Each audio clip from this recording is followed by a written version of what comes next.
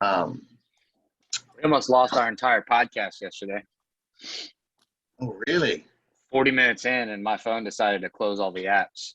So But you do it off thankfully, of your phone? sometimes I'm on the computer, sometimes on the phone. Yeah. Yesterday, I just happened to be on the phone, and fortunately, when it hung up, it saved the recording. Oh, that's So Nice. if you listen to it like 40 minutes in, all of a sudden it just hangs up, and then it picks back up, and we're like, "Hey, part 2." Here we go. Yeah.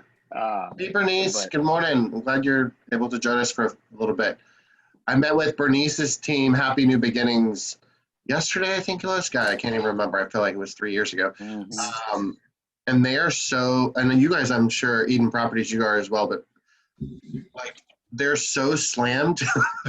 Like the Bernice was, I was like going through some things because I do once a month team meetings with them, and Bernice is kind of like, I can't do anymore, Drew. I can't. There's no more I can do. Like we're at the max capacity.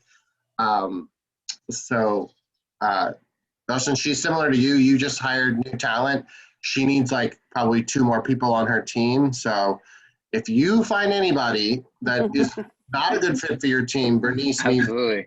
love because she's got so much business that she can't service them at a Well, it's level. kind of like you said earlier this morning is, I mean, the team route, it only makes sense as things get more complicated. You need more people around you. So I think there's going to be a continued shift towards teams. Yeah. I mean, West is all teams. KWS is all teams right now. Well, if you looked at the top 100, all those highest producing agents, all very high percentage of them are teams. But, you know, some of them don't have like 10 people. They have 3 or 4 or 2 assistants or 3 assistants. But so today I really I'll tell you kind of what I want to focus on. And I'm recording this. So if your teammates aren't here because they're selling houses, I totally get that. Just kind of some of the reasons, what I've seen of successful teams over the years. I don't know if you know, but I built 2 real estate teams. One team in particular, I built to the point where we actually turned it into our own brokerage. When I was, it started with 3 people on my team. It was me and 2 other amazing females. And so what I did was once we kind of really reached a peak, we decided that it was time to turn it into a brokerage. So we became our own independent brokerage, a boutique brokerage. We ended up with 46 agents. And then we converted to a Keller Williams, which is still in existence. They now have 180 agents at that brokerage. So not that you want to go that big, but you know, you got to think a little bit further ahead.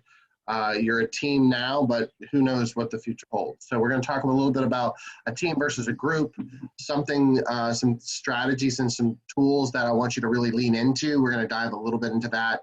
Some approaches that I've seen that destroy teams. I've seen some great high producing teams that literally eviscerate because of some of the things they did incorrectly.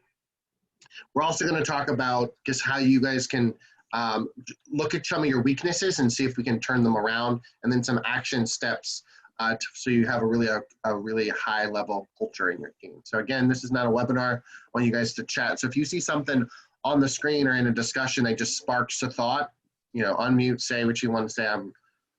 You guys have the knowledge, you're in it every day, right? So one of the first things I always talk to, and I think Austin, you and I have talked about this before, is that there's a model between a group and a team. And whether you want to admit it, a lot of times when you go from a solo agent and you start building out your quote team, you're really not a team, you're a group. And so this kind of graph shows a group is you're kind of all going in different directions. So if you have buyer's agents or admin staff, you know, sometimes the left hand doesn't know what the right hand's doing. You're kind of going in different directions. That is normal. So don't feel like you're failing as a leader or you're not, but that's kind of just part of the growth pattern. We obviously want to get you kind of rowing in the same direction. So that takes time, it takes effort and consistency. So it starts with the leader, obviously recognizing that core purpose, but I would challenge you guys on the team. Like it's not just up to the team leader to get you to row in the same direction. We'll talk about that a little bit more, but you got to be wanting to maybe modify some of your habits, some of the tools that you used to do. Example, like Amy, you've been a solo agent for a while, and now you're part of this group. We want to say it's a team, but you're still part of a group. So it's hard. You're this independent entrepreneur, and now you're kind of lumped into this team. it's hard to row in the same direction because you like, very superficial, maybe this CMA tool and they use this CMA tool or they use this database, but you like this database. Like eventually someone's going to have to kind of tear down and compromise so we're all rowing in the same direction. So that's just growing pains. I compare it to like the honeymoon with any romantic relationship. It's all great until you move in and have to share and you're like, well, that's not how I like things, right? So I just want you to know that right now, most of the teams that I coach, they're kind of in a group mindset right now. And I think it's natural. And I want you to just recognize that. I will talk about that a little bit more. Can I ask a question? Of course. So does it feel that way more so this year because of the fight or flight, because of the market, because of COVID? So it's, we're all crazy running 1,000 directions, right? So we can't even row in the same direction because we feel like we literally have one row, like, or we're like going in circles. And also the disconnect is a lot of teams that I've seen and that I've built, we were in one building and we were in one big room and we were there's a physical energy with the team, right? Well, when you're on Zoom, whether you think it's great or not, it does limit the ability of energy and cohesiveness and masterminds. Humans are made to kind of a tribal mentality where you're connected in a cocoon. 6 feet apart doesn't help that. And masks don't help that, right? So I definitely think it's part of the environment of our market and the also physical condition of staying at home. But we'll talk about how we can get rowing in the same direction a little bit more, regardless of us if we still have to stay 6 feet apart. Like I agree 100%, maybe it's totally about that.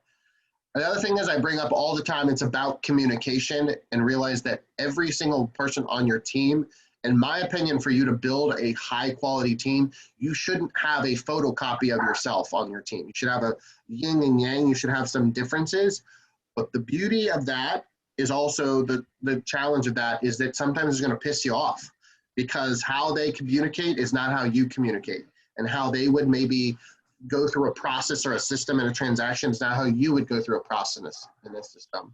So I bring up this slide because I want you guys to really, number one, I think you should do a DISC assessment. Like I think everybody should just know who they are personally. I use the free one on TonyRobbins.com. That's a little easy one that you can take for 15, 20 minutes. It's not a comprehensive one. Like if you wanted to pay for one, it's, it could be 70 pages. Who has time to read that anyway? But it is good. And if you have taken one, it may be good for you to take an updated one because we do see huge change in about a 2 to 3 year as humans, we adapt. But very simple. D is the dominant side of a personality. The I is the social side of the personality. C is the more task-oriented, but they're more compliant. That's what the C stands for. And the S is the steadiness. They're more patient. So we usually are dominant with 2 and we're weaker or more challenged with 2 others. So I'm a DI. I'm a 99% D and I'm 6% I. And a lot of people that are on run teams, believe it or not, are not actually Ds. I coach a lot of people that are ISs.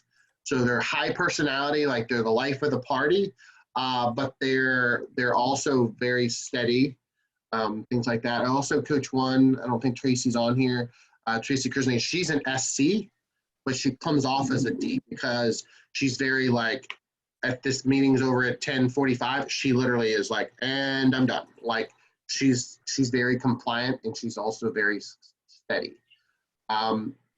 Where agents or where leaders leading a team that are D, I'm that high D, it's hard for us because we're going 100 miles an hour in our brains and a lot of time we articulate it the same way. So if you're a D leading a team, I think Bernice, you are a D as well. Like we got to be careful because we will piss people off and we will run them over. Not on purpose, but we're just running at such a high octane. So if you see anybody in the lower 2, the SC, you have to slow down. You just do. And it's not because, it's because their absorption rate is just different than yours. I will tell you, how I counteracted it is that my admin helps me a lot. So I have her on a lot of meetings. I have her review a lot of things my trainings, and she calls me out because she's an SC. She's like, you need to slow down.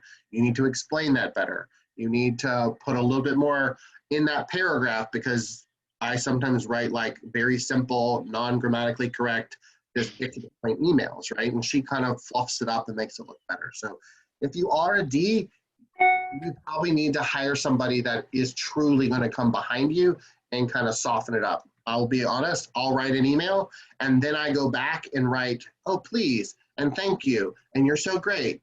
It doesn't mean I don't love y'all. It's just my natural instinct is to get it out, rip off the Band-Aid, let's move on. And if you're building a team in communication, that you don't care.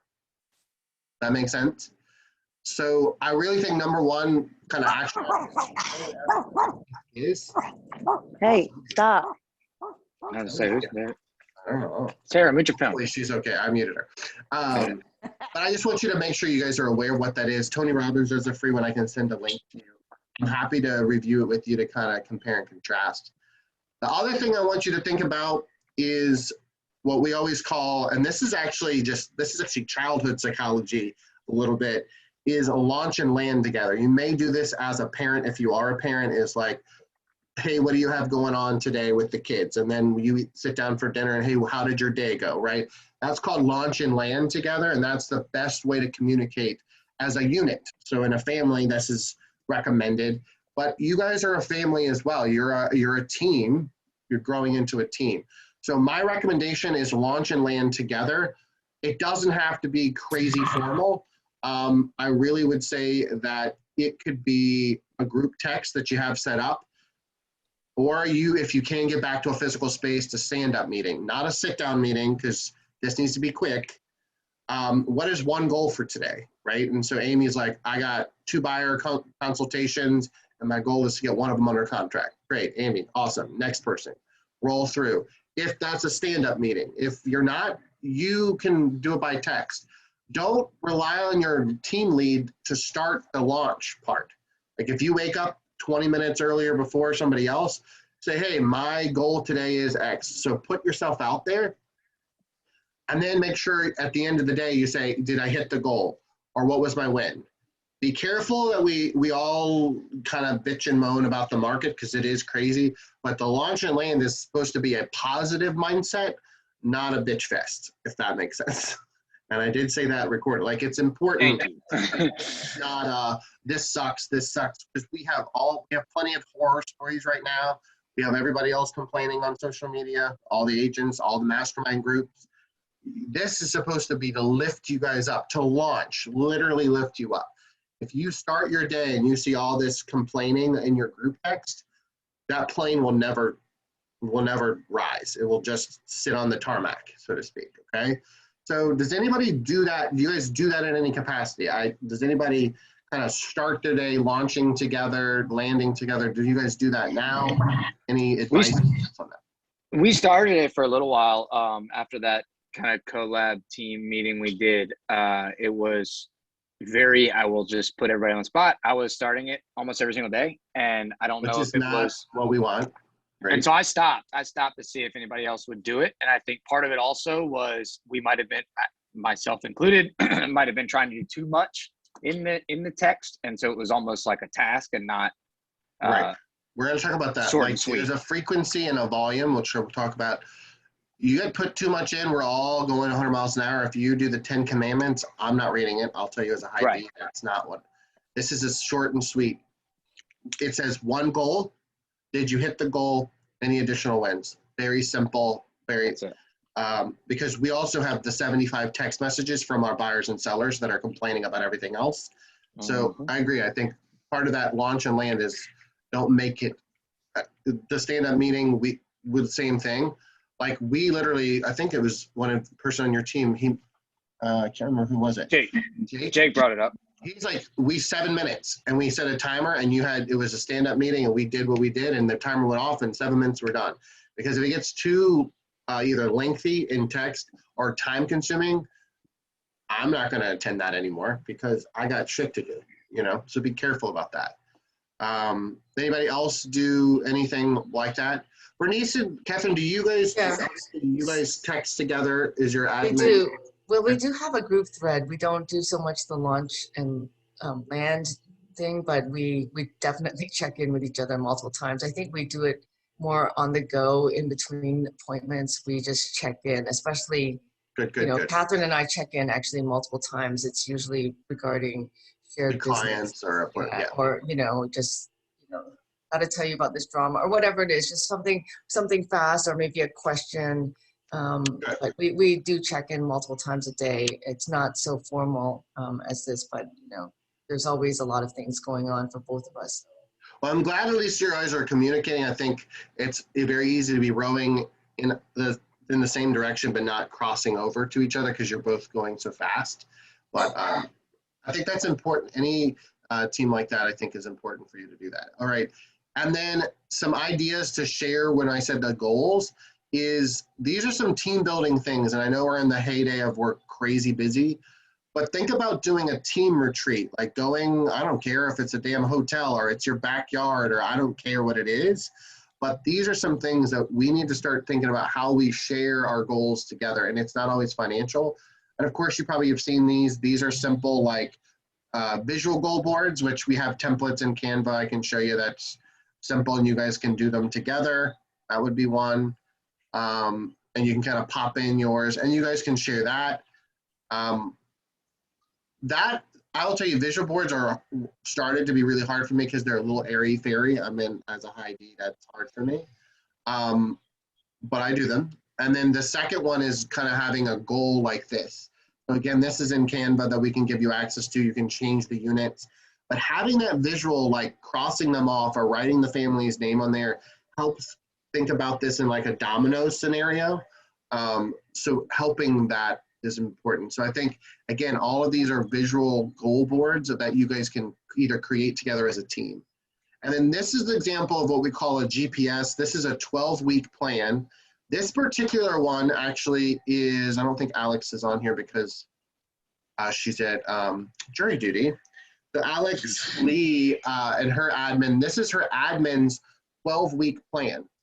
So this is everything that our admin is going to do from April, May, and June. This is a 3-month plan, which is 12 weeks, right? And it's, if you see I highlighted them in red, these are the things that her assistant's name is Melissa is doing this week. So she's working on MailChimp to work on getting a referral agent set up. She's getting QuickBooks set up, right? And so it's slowly, if you look at this, it's just, how do you eat an elephant? It's one bite at a time. So it would be great for you to, if you have admin support, to really streamline it, because you're also going to be throwing them, hey, I need you to input this listing. Hey, I need you to go run and get signs. Like, you throw everything else at them. But this is their core list for the next 90 days.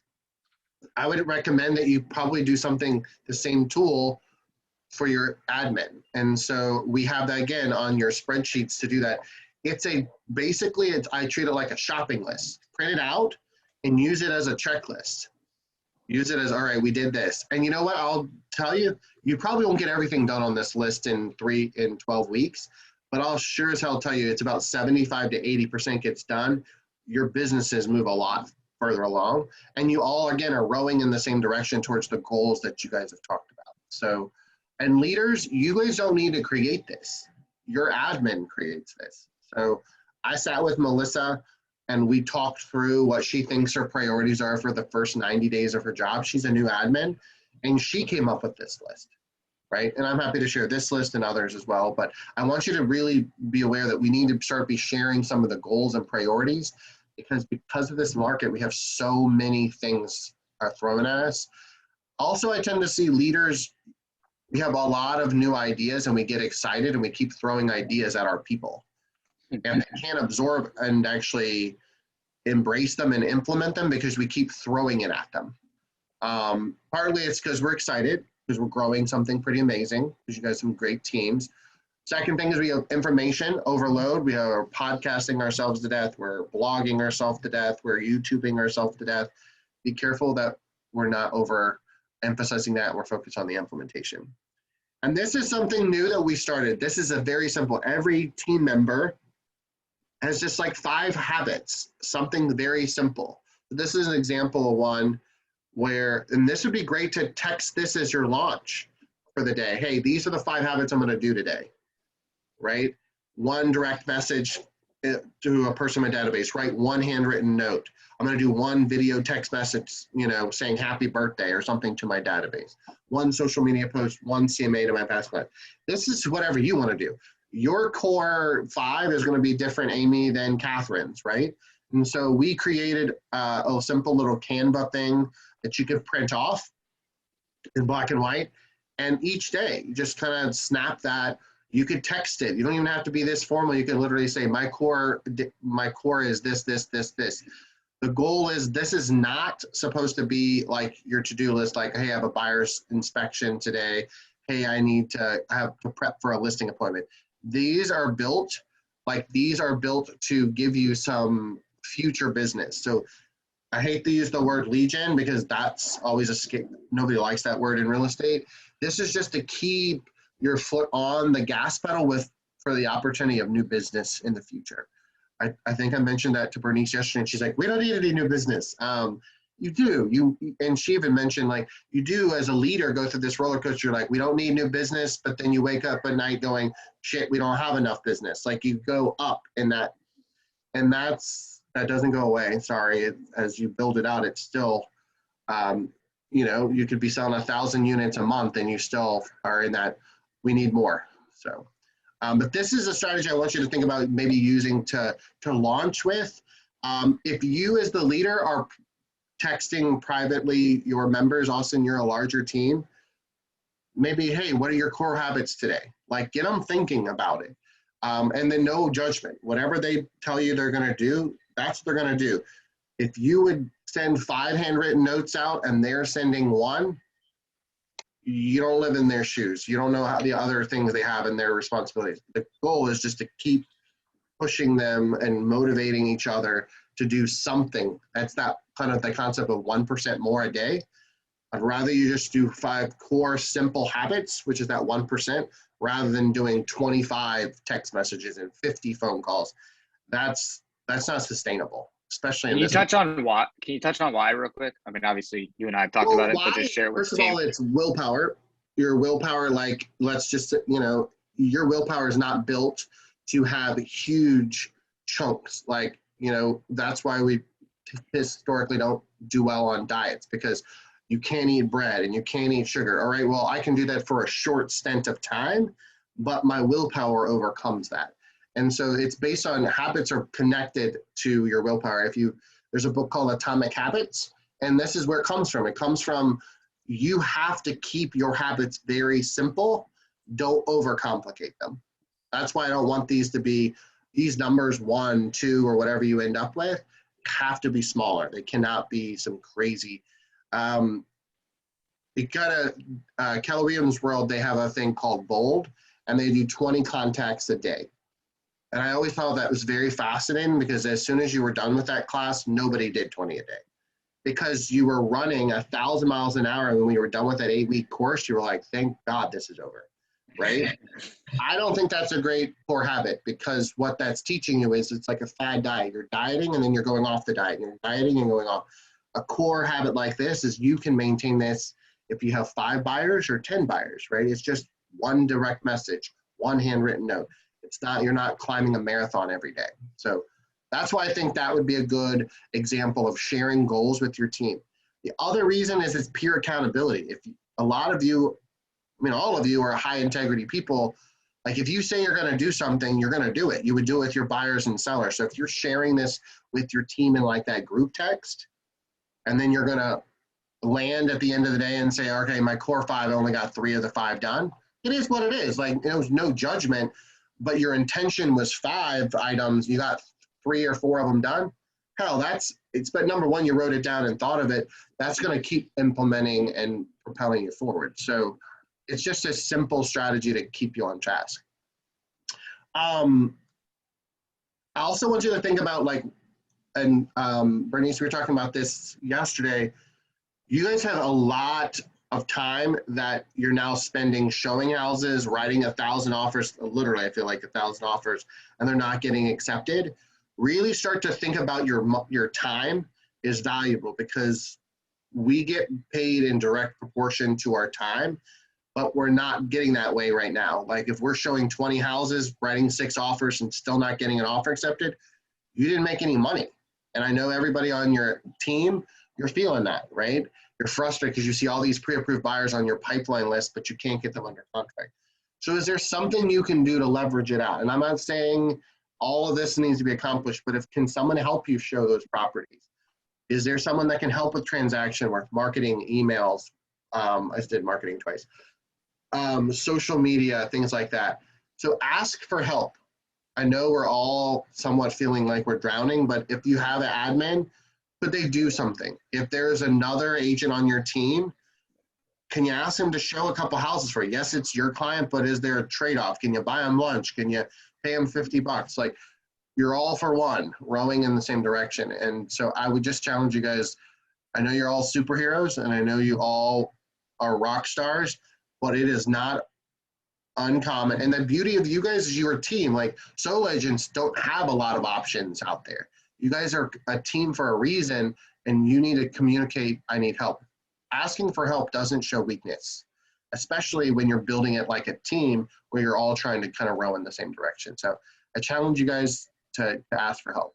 So also, we kind of alluded to this before, is volume and frequency. I want you to think of like the old school radio that I grew up with, that kind of has that, it shows the picture of that, you know, you hear that static when you're trying to find the station.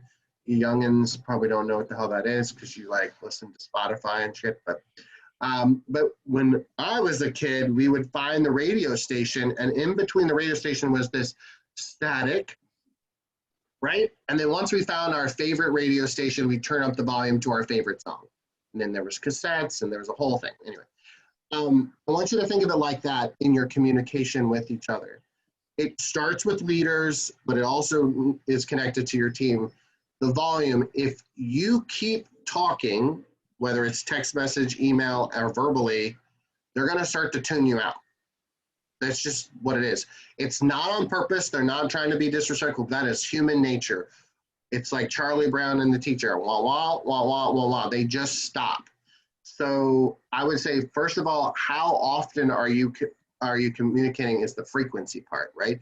So less emails, less text messages with higher impact. What would it look like if you saved those 2 emails or 3 emails and did it in one? What would it look like if you did a text message at the beginning of the day and at the end of the day rather than the 16 in between? Because you realize, again, your team is running just as fast, if not faster than you, with the buyers and sellers out there in the market. So I would really want you to make sure your random text messages or your thoughts are somewhat controlled, you know. Put it in draft mode, like type the email, save it in draft mode, and then at the end of the day, if it's still that important, then send it at the end of the day. Or cut and paste it into one email where they can absorb it together. But does anybody have any opinions? You guys disagree? Do you guys think you send a lot of emails? Do you think you don't send a lot of emails? What's your thoughts? And I'd love to hear the teammates' perspective of that, because I'm sure the leader of your team has a different opinion. I mean, I'm not saying that, but I would assume that. Do you guys get a lot of emails from each other, text messages from each other? Do you feel like the volume and frequency is good? Or do you feel like it could be improved? Well, we enlisted Slack because the text thread became overwhelming and hard to find information. So, I love Slack. Yeah, I mean, and I use Slack. Can you see? This is Slack here. And it's great for admin because they can upload stuff, and you can see my screen, right? So yes. And you have an app on your phone that does the same thing. Yeah, but we haven't fully, you know, I haven't fully figured it out and embraced it yet because I'm so used to the other methods that are more in your face. Like Slack doesn't come through like a text, like you have to go and look and find it. Right. But in a way it's good because that frequency and the volume, you can decide when to turn on the radio and when to turn it off, right? But if a text message is like they keep coming, and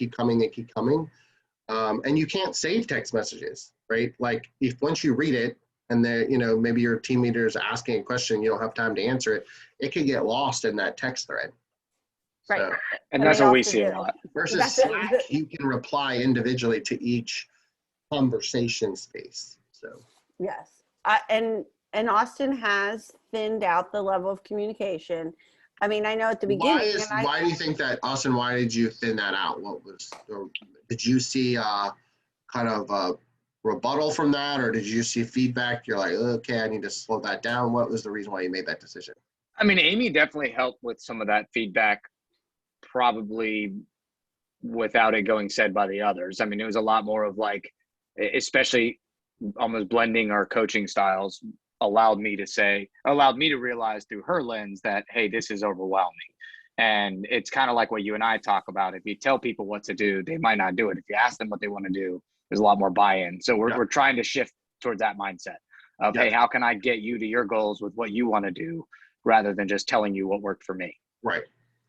And like in Bernice and like Catherine, as you're growing your team, you may need to switch to a Slack, because the text message might work now because it's 3 of you. Yeah, it was great with 3 of us. Right. You're Even gonna add 4. probably 2 to 3 Yeah. people. I mean, we know we need 2 people on Bernice's team. Like, we probably could have a third. It could get a little hairy with that many people on one text message thread. So thinking about transitioning to like a Slack now, to learn it and to be comfortable with it. And then when you have the additional, because Austin, you went from 4 to 10, I think. Yeah. So his in like overnight. By accident. Right. Yeah. So I would just say, think about the volume and frequency, but I think what you say is a good point. Think about how you're doing that, like where it goes. It's SLACK. I don't know if it's a Google product. It can sync to everything, which is nice. I think that they're independent. I sync it to my Google, like my drive. You can sync it to everything. So we're starting to use it more for like sharing documents. As you can see, the team member disc just came through. Right. But yeah, so we use it for that. Yeah, and we use it like, I put stuff like, you can put folders in there. You just connect it basically to Google Drive is what I do for my assistant to kind of keep up with stuff. But it's just an idea. I know a lot of teams. I was talking to a really high producing team in Northern Virginia, and they use Slack. That's like their main. And you have different channels. Like, you can have an admin channel where just your admin and the leader talk, so the other teammates can't, like, if you're trying to do a social media ad, or you don't need your whole team to be in that conversation, you can make it a subset kind of chat. So, what's that? Asana? Is that what you said? ASANA? Yeah, I think at one point we used something called Asana, and it just it organizes communication and files and even tasks. So I've heard of Monday before. Monday is a product that I think Asana was kind of competing with Monday. I think Monday has better. I've never used Monday, but it seems like Monday definitely has better handle on promoting themselves, because they're all over social media. But it was a pretty user-friendly thing, except that, and in the end, I was the only one using it. So I was like, okay, well, let's just go back to text messaging then. So. Well, I've only used Slack because that's what I'm introduced to, and I know a lot of teams do. But as long as you have a thread of how you can, again, pause, because you can't read 20. I don't know about you. I personally get anxiety when I look and see 37 unread text messages, and I'm like, oh my God, I was in a buyer consult. Now I have 37 unread text messages. And then, no offense, but it's like an emoji, and it's like a thumbs up, and because it counts every single thing. So nobody needs more anxiety, because we already have enough with the crazy way the market is. So I just think possibly thinking about a better way of a Slack or communication method. The one that works is the one you use. All right, so the next thing is I want to go into a little bit of the tools. And so one of the, you know me, I'm big into the pipeline tool. A lot of us were thinking like, hey, we could use this visual one, but because we're so remote, we really are using this digital pipeline. Also, I'm going to pull yours up if that's okay. I want to show you some specific business like things as team members, not as leaders, as people on the team, like what you should be, what we are looking at as a coach, because we look this as a tool as a projection of the future for business. Because we can feel super busy, not have anything under contract, and then look up and not have transactions, right? So this is Austin's team, Eden Property, their pipeline, and it's extensive. So I will scroll down to the bottom. They have 72 buyer leads right now. Notice their goal was 40 because I want them to have less buyers, more listings, but we're getting there. And then the other thing is that they break down each team member on this right-hand column, how many leads per person, right? So this is everybody's team name, and then these are the number of leads per agent or team member, right? So our goal is to be able to get to that balance. And I've coached to Austin, like his leads are heavy, which is not a good thing. Because he needs to be leading a team. He's got like basically two major roles. I would say, Bernice, you're probably in a similar boat where you have more leads than you want. Like give them just to the other team members. So we want to watch that. We want to see these allocated more. So I'm coaching him on his one-on-ones. Like, can we give these to someone else? How do we give so we can take less off of your plate so you can build out the team development and systems. When they're a solo agent, of course, they want all those leads because that's how they earn a living, right?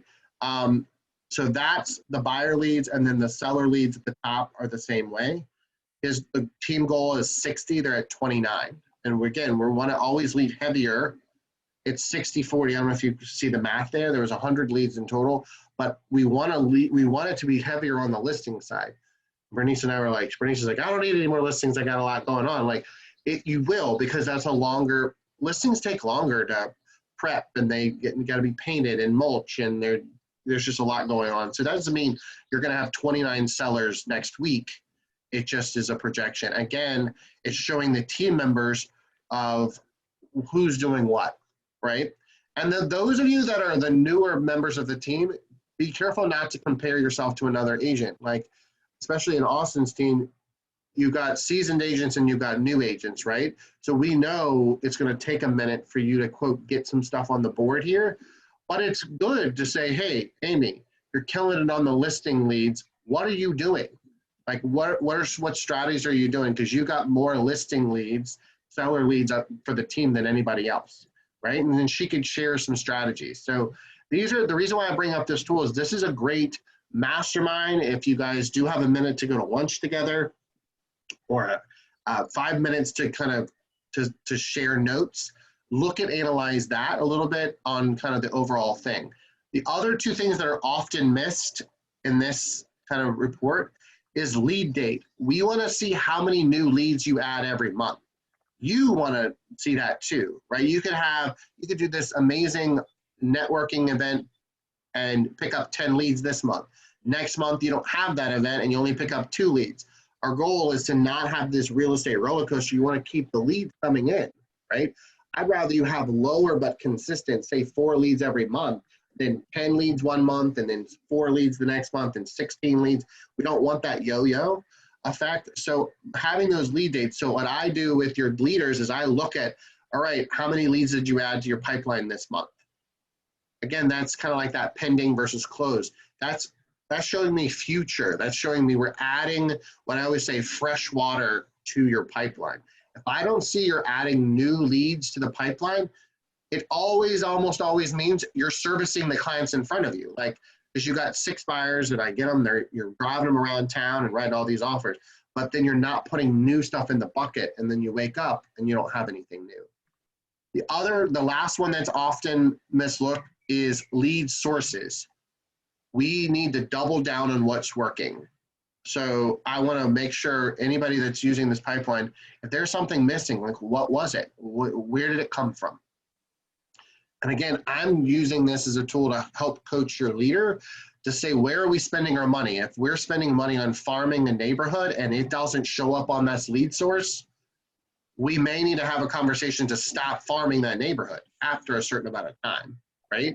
If we see a huge influx of leads coming in through social media, we may need to say, hey, let's put some more money. Let's physically double down and put some money into sponsored ads because social media is working. we don't want to run a business where we don't know where the transactions are coming from, if that makes sense. And then the last thing here is the price point and when we think it's going to list or when we think it's going to go under contract. This is what the true definition of a pipeline is. We're laying the pipe for 12 months, right? We want to see, all right, second quarter's looking good. See all these expected under contracts. All right, we're looking good. We look like our goal versus our actual pipeline is kind of in alignment. Austin and I were chatting a little bit on his one-on-one, and his doesn't always, it doesn't look as strong as it could, right? But the reason why I can indicate that as a business owner for him is because I can see his pipeline. I can see how far out he is.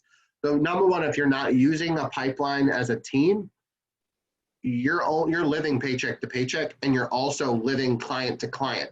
And when, as a leader, and I've, again, built 2 teams, like I would have like literal panic attacks at 3 a.m. because I'm like, oh my God, we don't have any transactions. How am I going to pay all these bills? I can at least see what we were working on and just see the path forward. So the first tool I want you to really embrace, and I'll help coach you through that, is you got to build that pipeline. So anything you guys want to talk about with the pipeline before we go through? I know I beat this to death, but it's an important tool. I just want to add to it too. We did something similar to this. It wasn't nearly as productive, for lack of a better word, back on my dad's team. And I know they still use it to this day. It is very Excel heavy over there. But I did not realize the impact of the value that this can have on a business. And I say it frequently. I said it to Amy probably 4 or 5 times in the same convo yesterday. It's the pulse on your business. And it's really powerful. And I think the more use of, the more you use it, the more you'll get out of it. And you can slice it and dice it. It's like an onion. The more you peel it back, like we're just honestly at the surface level of using it, Austin, because I know it's a newer tool for you. But then we start to do income projections. What's your average commission rate? Like we can start to see how much each one of your agents is making. So then we can really say, hey, if they want to pay off, buy a new car, if that's a team member's goal, like you can show them, hey, in your pipeline, you will have the ability financially to do so, right? We haven't even tapped into that part because right now we're just counting the dominoes. Put it in there. But eventually you start using it as a true cash flow projection. If a team, you guys want to do a rebranding, if you want to buy some swag, this will be an indication if you can spend the money or not. If anybody wants to rebrand, they're off the team. Yeah. We've spent too much money on it. Well, so the couple things that we'll slide through this section is about branding. But before we kind of get to that is make sure you guys, as a team, the leader is spending a lot of money and time branding and building that and providing leads when possible. But it is about prospecting based and marketing enhanced. So what does that mean is the team members do need to be producing their own leads, right? And so when I started coaching Bernice, before Catherine joined her team, she was like, I feel like I'm just giving all the leads and they're not contributing the leads, right? So it is a joint effort. It is a partnership like a marriage, right? So when you're new to a team, you're not always able to do that. So give yourself a little grace there. But your goal and strategy is over time is to kind of find that balance of 50-50. And my wife is on a team and I constantly ask, she's like, all right, I have 5 under contract. Great. How many of those were your leads? And she knows I ask almost every month. And it's because you want to find that balance of where you're contributing and you're grabbing those leads from your team. Obviously, that's why some of the benefit of being on a team is to have leads. But again, that pipeline, I see, where did that lead come from? Did it come from the teammate or did the team leader give it to them? And it's okay, the answer with that, but we need to see what that balance is over time. So I want you to think about that. The last thing on this slide is then that marketing enhanced. Team leaders, we need to really make sure we do a monthly e-newsletter and we should be doing something going out to everyone's database. Bernice, I know you have like an automated system that you use for emails. Austin, what is everybody sending out? Does it look the same? Is it branded the same? Does it have a cohesive, so all your databases need to be running in the same direction. If you're going to use a database, you need to use the same database. Again, one can't use Top Producer, one's using Buffini, and one's like, you have to use the same one. And if you're not comfortable putting them in one CRM, at least you're running the same type. But if you can, get them in one database and put them as a team function, but maybe group them or tag them by the team member's name. So in the event that they ever leave the team, you can very quickly say, all right, here's Joe Schmo's database, and we can pull it back out, or whatever your team agreement says. So make sure you're rowing in the same direction with your database and with how you're marketing. I see that we're not doing this overall, is we're not sending out once a month an email to our entire database. We're not mailing things consistently to our database. And it doesn't, this is monthly. Maybe your team philosophy is once a quarter. I get that. Postage is not cheap. But there still should be something going out to everyone's database to let them know, number one, that you're on a team and you're branded consistently. Another thing, and I won't read the whole slide, is having a team vendor directory and everybody contributing to it.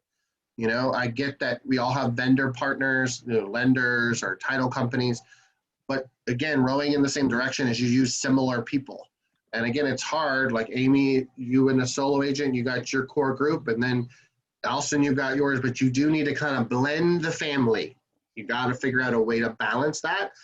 And also have that list available for all your agents, whether it's on your website or a spreadsheet or whatever it is. And also make sure you're giving that to your clients. They're hiring you as a team, but you have this subgroup of a team too. So I would say one of the things is if you're going to have a vendor list, base it on 3 criteria: value, like how much that person charges; customer service, do they offer the level of customer service you expect for your team; and their personality. A lot of times, even in my vendor relationships with like mortgage lenders, they're all equally good, but I know one's a little bit more nurturing, one's a little bit more detail oriented, one's a little bit softer, right? If you put a bulldog with a softer clientele buyer, that's going to be a recipe for a really bad review at the end. So make sure you kind of have a balance in that. And then also with the last thing with the vendor thing is, make sure you're telling your vendors that's what you're doing. You're going to do evaluations every year, if not sooner. If they don't align with giving good prices, because if they're always the most expensive, no one's ever going to use them. If they don't ever return phone calls, that gives a reputation of the team that you're recommending bad people. And then they're always rude or harsh. So make sure you're doing those evaluations. People need to come off your vendor list and create new ones. And I think sometimes we don't rip off the Band-Aid fast enough because we don't want to hurt the vendor's feelings. But ultimately, it rolls downhill. Your clients get to feel the brunt of a bad vendor recommendation. Does anybody have a vendor list? Do they send it out? Do we have it in a way that your team members can hand it out like Tic Tacs to everybody? We have it in Excel, and so you can pull it up on your phone from anywhere in the Google Sheets. It's not as up to date or as many options as I would like, and so that is something that's been kind of on our priority list. Or is it you saying these are the vendors we use? Yeah, we started one on a whiteboard, but we do have something in Excel. I mean, not Excel, sorry, Google Sheets that probably needs to be revived from the dead, but you know. Yeah. And that's, I think, we're going to work on over time. So I know you're busy, so it's not like an immediate. I want you to put that back on the radar. Just about to say, I think it's not as much of a living document as we would like. It was, we all put our people on there and then said, okay, great, that's our preferred vendors list. And now it's, well, no, who do you still use? Who are you referring on a regular basis? Who can we add? Who can we take off? Things like this could be, if you're a strategic, think about them for a team meeting once, a lot of you do them weekly team meetings. Once a quarter, not forever. You're like, hey, let's run through the vendor list and let's make sure people are good. And then you mention somebody and he's like, oh my God, he was so rude. He gave this price. It was crazy. He didn't show up for the appointment. Well, how was anybody? We didn't know that. We're running so fast, right? So we need to take him off the list. Or, hey, I just met this great person at a coffee shop and they own this blah, blah, blah business. We should add them. So make sure that's part of your conversation at your team meetings. It'll never be done. Like, it's just like your database. The vendor list is always revolving and evolving, okay? Team language and branding. Interestingly enough, I don't see, the first section of your mission statement and your impact statement. can anybody tell me what the difference between a mission statement versus an impact statement is? You know what do you think the difference is? Can you guess? What do you I think? can guess. Mm-hmm. Your mission statement is kind of your clarity and alignment with in-house, your team, and then your impact statement would be how you're going to reach the public. That is absolutely right. Internal, external. Yes. So mission is like Bernice, like happy new beginnings, how the culture of your clients feel and how your team feels, right? And I know you have an amazing culture, a mission, right? The impact is how you impact the community, impact nonprofits, what your focus is on things like that. And they have to be, they can kind of lock together like a puzzle piece, but they are different. One's internal, one's external, right? So impact statements are, so I want you to think about that. Like, are you guys just saying, oh, we sell a lot of houses and we're amazing and we're the #1 real estate company in town? That might be your mission statement because you want to have productivity and hit your goals. But what's the external perception of that? The impact statement, are you giving to charities? Are you constantly doing nonprofit events? Are you giving back to with every closing? What are you doing? How are you highlighting local businesses? What are you doing to make an impact in your community is completely different than what the mission is. So I want you to kind of have a language, like what would it be? And so when I built my team, one of the things is like, hey, we want to contribute to a nonprofit. What nonprofits do you love? We had completely different ideas. One was like a homeless shelter. One was, pets, specifically pit bulls. And so we had to kind of figure out what was our impact of these, how are we going to pare it down where we could all row in the same direction and contribute. And we chose 2 ultimately is what we did. The last thing is, do you guys use hashtags consistently the same? Hashtags is about grouping and consistently. Well, so Bernice, if you're using Happy New Beginnings team, and then Catherine's using Happy New Beginnings, that's not the same hashtag, right? So it would be not abnormal for you guys to have the hashtags written down and have it saved on your phone or have it saved in a Word document. So whenever your teammates post on social media, they're using the same 4, 5, 6 hashtags. Because if you use one letter different, it's going to change that. So what are your hashtags? I know it seems so foundational, but I see people literally hashtagging the opposite things. Like, what are the hashtags that you would use?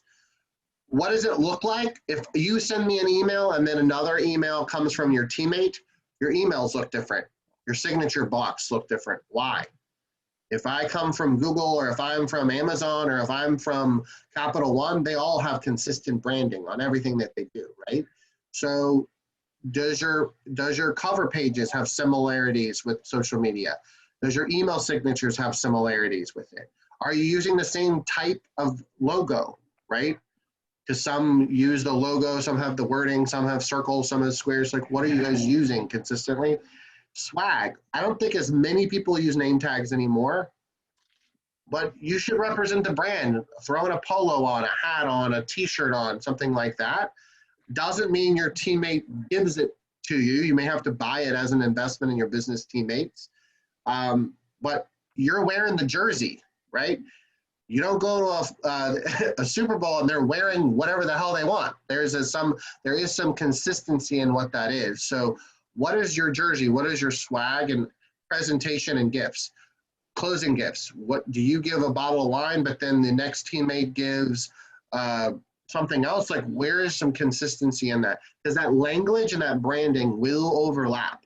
Because when you're connecting them at team events and social media, we see it looks like it's kind of pieced together rather than sewn together real tight. Does that make sense? Anybody feel like they do a good job with that? Is there any input or strategies that you think you have implemented well that you want to share? We stole your email signature template out of Canva, and I've been using it for probably since the beginning of the year. But all your teammates have the same signature? I was gonna say Adam just took over and made everybody. So we're now implementing it into their Google. So I'm glad you said that. But it goes a lot further than that. I mean, the hashtags, the business cards, the logos. I talk passive branding all the time. Wearing a hat, wearing a shirt, especially we're on video so much. So no, I really like that stuff. Yeah. Yeah, Bernice? I do. Yeah, we've been, I just sent a note to Catherine.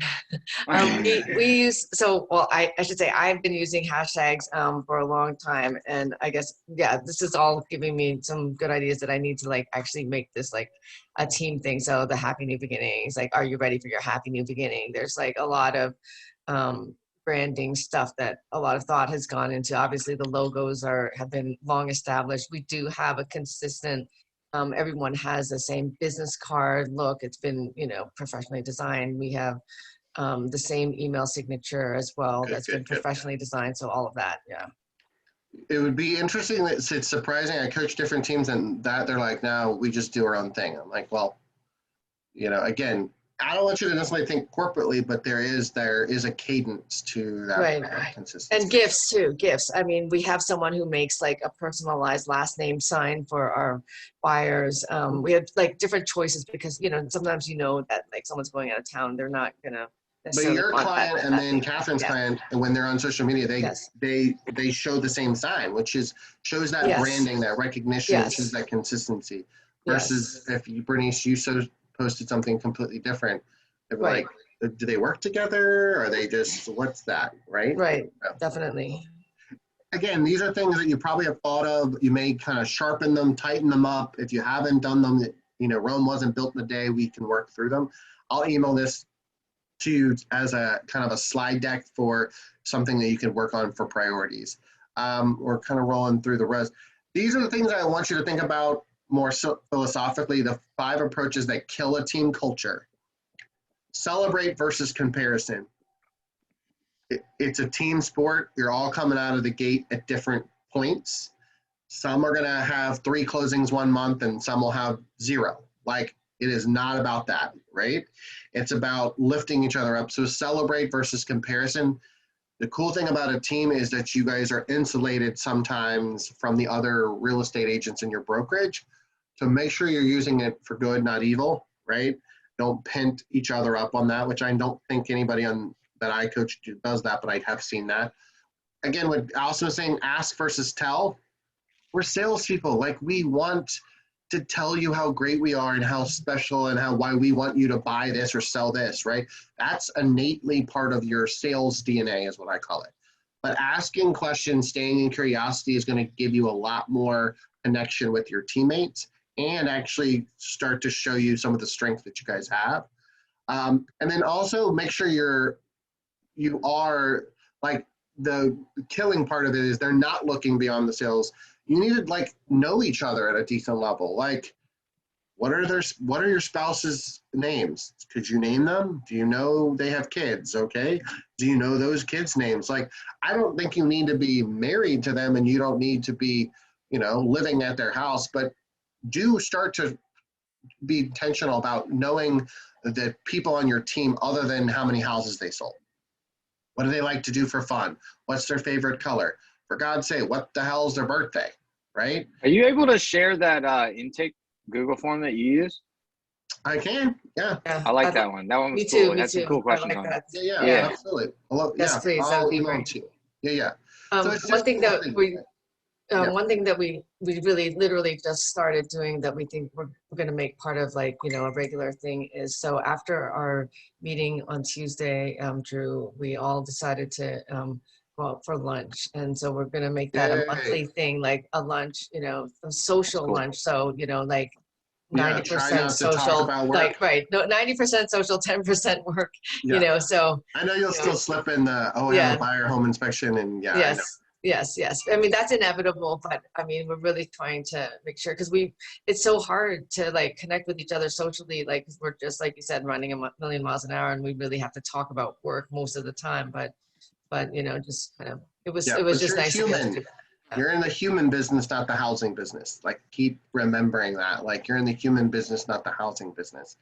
And unfortunately, in teams, when we're running, you guys are such high producing teams, like, you're running so fast that you forget to pause to be the human. And I get that. That selective buy-in, where, especially when the teams are larger, Is there one or two or three teammates kind of standing in the corner? Are they not engaging? Are they not participating in the team meetings? Are they consistently not showing up to things? That's them passively kind of bowing out or just not sure what's going on. Make sure you're aware of that. And then boss versus a leader. None of you should be a boss, and I don't think anyone that's on this Zoom is that. But a leader shows them how to do it rather than tells them how to do it, right? So I just have seen, I've been a part of a team culture, and Austin, you have too, where these things destroy teams. Teams don't stay together. They have animosity. It's a very cancerous culture is what it really is. So just be aware of that and make sure that's working through here. So this is something I always talk about with individuals, but teams, it's important. This comes out of a book from Stephen Covey. It's called The 7 Habits of Highly Successful People. It's a foundational principle. This book is old and I still use it. I love this book. Every single human goes through these 3 phases, and it starts with dependency. And then it goes to independency and interdependency. So if you have children, think of it like this. Dependency is when the baby is born, right? They're dependent on you feeding them and you changing their diapers. Then they hit, AKA the teenage years, which is what I'm in, and they're independent. They want their own thing. They want their own room. They want their own space. They probably really don't want to hang out with you as much, right? And then there's the interdependency where hopefully they come back. It'd be kind of maybe also where you are, where you're having new babies and you're coming back together. You're spending holidays together. You're reconnecting with your family because you went through that. In the book, and what we all do is you have to go through all 3. You can't skip. You can't go from dependent to interdependent. So my first question is, where is each one of you at? The new agent that's barely just not gotten their license or is just getting their license, you're in dependency, and that is not a problem. That's where you should be. You should be learning and depending on your team. But you should be transitioning to independence. Hey, I can do this on my own. I can write my own offers now. I can do that, right? Where it gets interesting with a team and where people sometimes spin off and they leave teams is they stay in independence. They never bring back the value of the group or the team, right? And that's where families break apart and that's where divorce happens, right? Because you're running 2 different races and you're independent. You're running parallel, but you're not intersecting. So I would challenge you guys as you go through your team meetings and your discussions, have a discussion on like, where are you guys at? Because you will have to go to all 3 phases. You can't skip one to get to the other. Ultimately, once you find that synergy of interdependence, it's that harmony between that rhythm that you come up with. And you can see it in the people's body language and how they interact and things like that. Make sense? This is called Swot. This is a great opportunity for you guys to talk about your competition. So what is the strength? SWOT is strength, weakness, opportunity, threats. What is the strength of your team internally? What is the weakness of your team internally right now? Externally, what is the opportunity? How can you show the world how great your team is? And what is the threats of external? What are other teams that are doing better than you? Not comparing, but doing better at the level of social media, better level of production, better level of culture, right? What are they doing that you could kind of work towards? What's your competition? If you're going up against the same listing agent and not getting the listing, that person's a threat. So what are they doing that's taking some of the opportunity away from your team? So a very simple exercise is to take this simple SWOT method and having everybody write it down on a piece of paper, not saying it out loud, and you'll be interesting. You guys don't have this. I actually did one with a team last year, and they had a lot of similarities. They knew their weaknesses. They knew one of their weaknesses was they don't communicate well together. One of their weaknesses was they don't connect humanly. They are more transactionally because they're always running, right? That's a weakness internally because it fragments things. So think about SWOT in a way that you can have more organic conversations and grow as a team. So I just want to do that. And now if you've ever heard of Build Your Own Disney, this comes out of Harvard University that did a study on Disney. The reason why I bring this up is the screen on the left is Walt Disney. He created this before Walt Disney even was, he already thought of Disneyland. He already thought of cartoons. He already thought of the comic strip, the publications, all of these spin-offs. He had already visioned it all, and he wrote it down. Well, one of the things I challenge your leaders to do, and I'm going to show you this, is have an organizational chart of the future. What does your business look like now versus what does it look like later, right?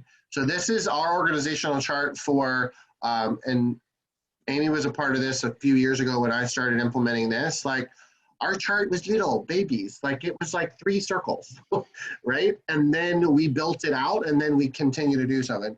This is, but having these conversations with your team is great.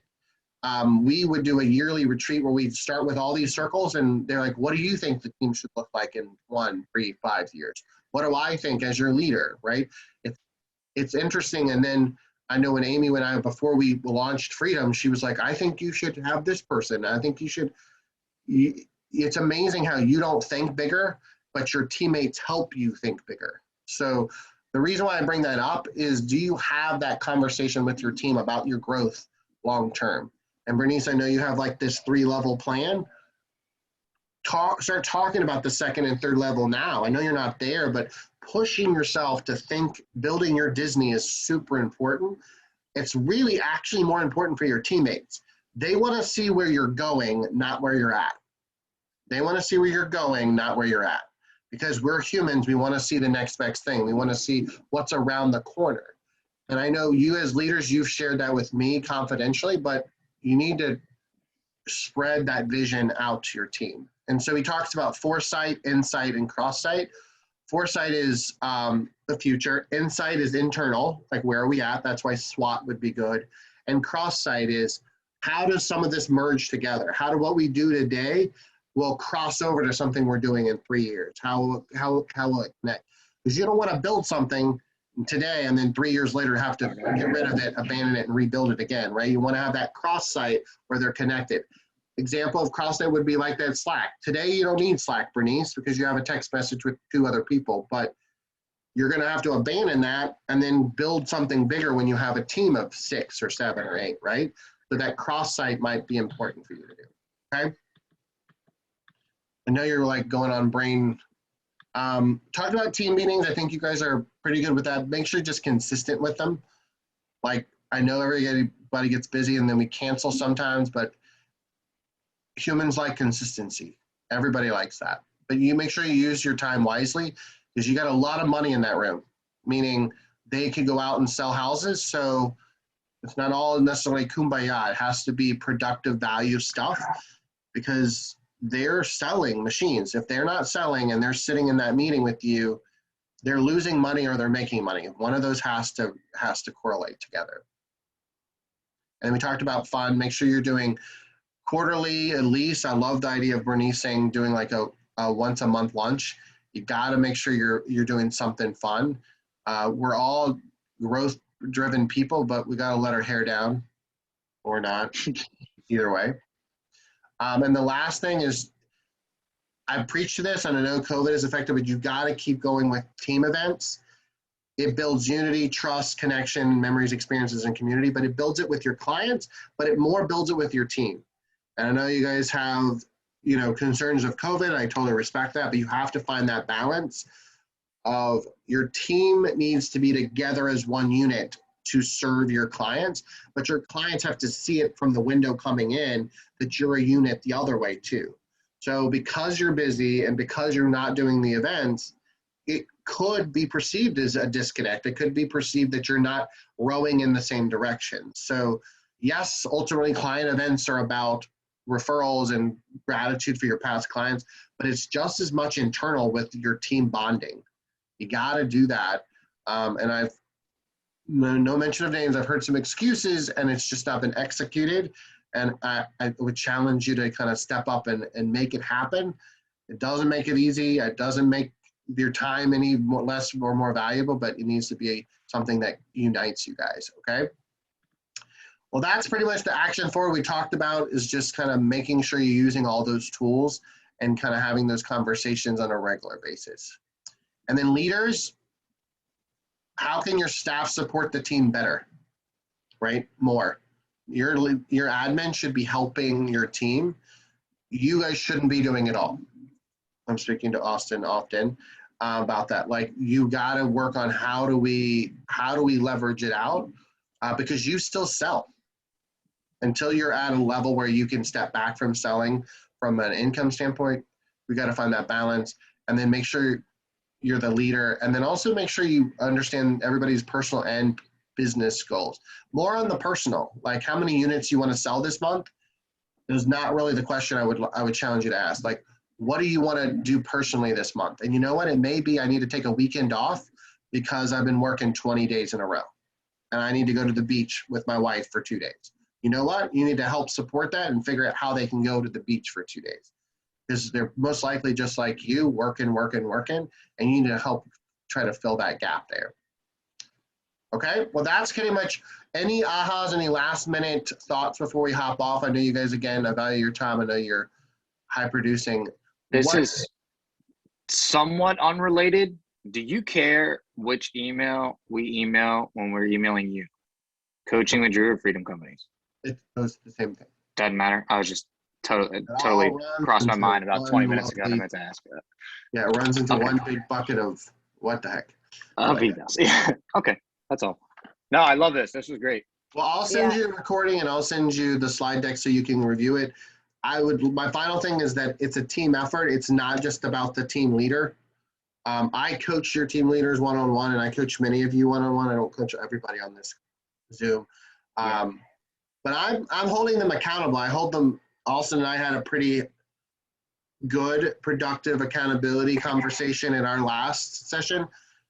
You know, not to be crude, but shit rolls uphill or downhill. Like, what's happening on the team, your leadership that's what they're paying me to hold them accountable, right? Is to hold them to the goals and strategies that they want to accomplish. So help them out. Like, it's not just a one-person team. It's a group effort. And think about that rowing in the same direction.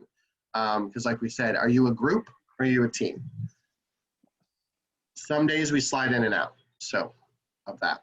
All right. Well, thank you guys for your time. If there's nothing else, I want you guys to get back to your normal day and have a good rest of your week. All right. Thanks, Drew. Drew. And Austin, I'd be really interested to know if there's some sort of solution. This is a little bit outside of the meeting, so feel free to leave if everyone else wants to, but really for Drew and Austin.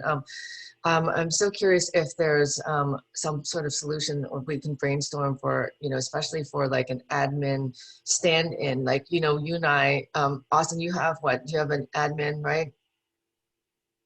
No. You don't?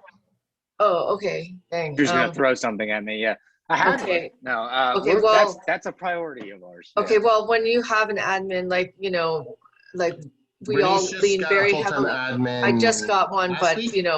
training right now, training. So, like it would be really useful, I think, for teams, especially if you're coaching a lot of teams, for there to be someone like a vendor and partner, maybe you could keep an eye out that, could stand in for that admin when they're on vacation or anything like that, just something, some sort of admin support. That's a good idea. You know what I mean? One Like, thing that can float around to different teams and help in a pinch, One thing That's a that good point. KW West did last year, was it last year or 2 years ago now? They did an admin mastermind. And so it was frequent. It was led by a couple of the different mastermind, or a couple of different admins for the bigger teams, Rucker Group, Lynchpin, some of them got together and just the admins got together. And it was really impactful. At the time, we had a brand new transaction coordinator. She got out of real estate altogether and moved, but she said it was some of the more beneficial conversations because it's their world all the time. So I wonder if we could almost do something similar.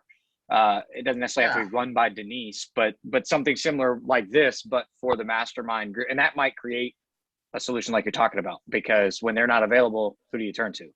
Well, and they even may have a little bit of, I know you guys all kind of have your individual trade secrets, but at a certain point, they do a lot at the same administrative levels. Right, right. That's why, especially on vacations and stuff like that, because we want to give Yeah. our admins vacations and things like that.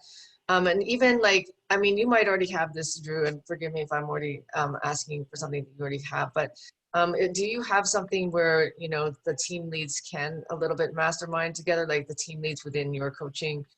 We don't. And that's what we want to start. We want to get to the point where I was thinking even once a quarter, if we could go to lunch and just, Right, get you guys because together. You guys are so busy all the time. we are so busy, and it seems like we could maximize on something if we shared some resources a little bit. I know that's what you're trying to, create with your vendor partners as well, but it seems like, Yeah. a lot of us are paying money, and we could, like you said, kind of just share, on Yep. some level, because I've we're got just one, two, reinventing the wheel over and over again. And I mean, I'm not really sure what that would look like, but Yeah, as for I know brokerages do it. Like brokers go together. They have 10, 12 brokers at RAR and they mastermind, just big issues that their broker, like each brokerage is having a challenge with.